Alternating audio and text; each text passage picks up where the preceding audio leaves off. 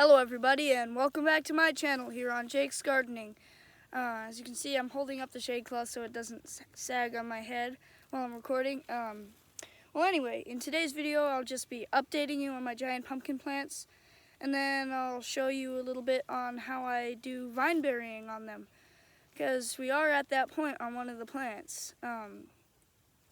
Although the bigger plant, I'm having a little bit of trouble getting secondaries to grow on it. I'll show you that in a minute, but without further ado, let's get into it. Okay, so first things first, let's look over the top of the plant. Excuse my hard time making a choice of words. So right there from the stump, you can even call it that, it's real tiny, right there, all the way to that tip. I don't know, maybe about 5 feet, probably about 5 feet. I didn't really do a very good job vine burying this year. I've been experimenting. I was trying to do the clay clumping method, and I've kind of settled on something. The real problem has been that I'm having a hard time keeping in moisture. So you got a nice little secondary starting to come out. Finally starting to come out. What I'm going to do with that one, since it's the furthest back and it's on this side, that would be the right side of the plant. I'm going to get that one and I'm going to train it to go all the way back to that corner. And then the next fairly nice one, which is right there, I'm going to try and get that one to come out, because I'm fertilizing this thing like crap. See, it's got a little bit of nitrogen bloat, but it seems to be taking it pretty well. So I'm going to get that one, as you might expect, I'm going to get it and grow it all the way back to that corner right there. And then I'm going to do so on and so forth, kind of grow them all the way back to the side, on both sides, trying to fill out this whole space. Berry vines and whatnot to get as many roots as I can to grow the giant pumpkin. So yeah, probably about 5.5 feet long. That's the marker from yesterday morning. I haven't moved it yet, but that's about 6 inches. The tote configuration, I guess you could call it, that I've been using for wind protection from that side, because that silt fence is kind of far away. It doesn't really work very great as far as protecting this guy from the wind. I'll move this out of the way. I keep having to move it because this guy's growing so fast. So far, in front of the camera, so far I haven't seen any female flowers in the tip yet. Let's see here. I'm just checking. Let's see. I'll look off camera, and if I can find one, I'll show you. Well, it kind of sucks, but I couldn't find any female flowers at all in this tip here. So, nice, decent length, but the only problem is I don't have any secondary growth like I would like. So that's enough jibber jabber about that. I probably should show you the actual process that I'm going to be doing for vine burying this year. Okay, so as you can see here, I've got some straw that I'm going to be using for mulching on top of the vines that I bury to help hold in moisture, because that's been the biggest problem this year with the vine burying. Just dry as a bone. I can't keep them moist. So what I'm going to do is I'm just going to cover it up with some of this stuff. As far as fertilizer, where I'm burying, I just have this root stimulator.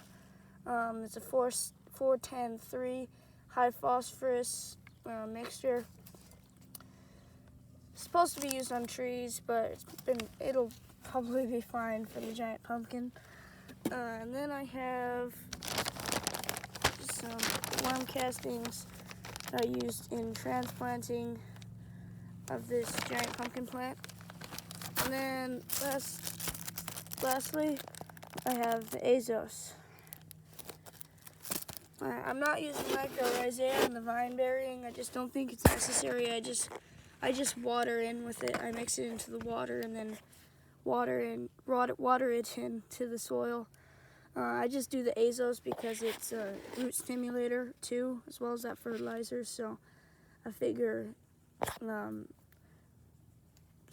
probably going to be pretty good as far as helping the plant. So I'll get you set up in a nice spot, and then I'll show you where I'm going to be doing the vine burying. Okay, so I think I've set it up in a fairly decent spot you'll be able to see some of the newer nodes that I'll be burying. Today, I'll try to talk louder because I watched some of the previous clips just now, and they seem kind of quiet, so please excuse me. First things first, what I do is I grab my Azos, and I'll just dump it in this general area. Just grab a little bit, and then dump it in that general area. And the next thing I'll do is I'll grab some of the worm castings, and I'll just kind of try not to cover that secondary because I'm having a hard time getting them to grow. And then lastly, what I'll do, just dumping dirt on this grain. So I'll get a little bit of the native soil, break it up, and then kind of put it over like this.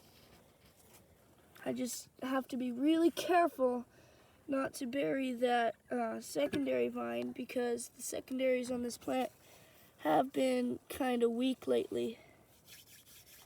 And then I'll repeat the process on the next node.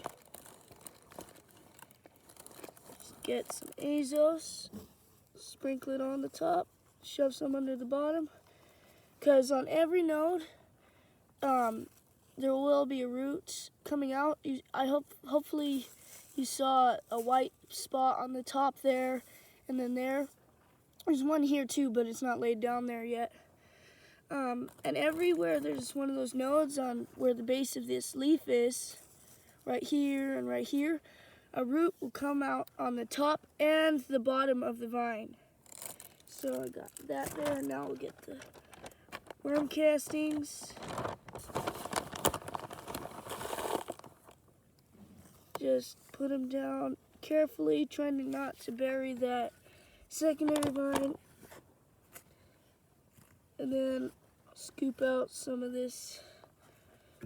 my native soil, and I'll just kind of cover it up over the top, just like that. And then what I'm going to start doing today is I'll grab a little bit of straw, and then I'll just put it over the top, kind of like that. Try not to cover that secondary, like I've been saying. And then I'll grab some more. I'll just put it right here.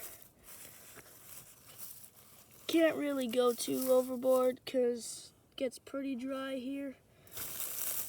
I'm going to go back and cover some of the previous nodes, but I'm going to do that off camera.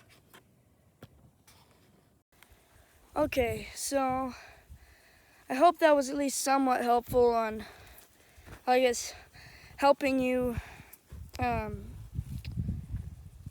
know how to vine bury. I'm fairly new to this myself. I just started trying to grow giant pumpkins maybe a year or two ago. So that's it for the update on the bigger plant.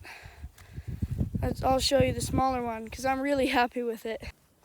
Okay, so this smaller plant here is not very small. It's got some nice big leaves on it. Nice big old leaves. I'm really happy with this thing.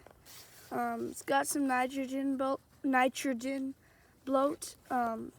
So I'm not going to fertilize this with any sort of nitrogen or nitrogen-based fertilizers until until this sort of goes away a little bit. I've been trying to push it really hard to try and get it to grow quickly. It's already got some nice secondary growth. I haven't cut off that first true leaf yet. It's already starting to put out those tendrils.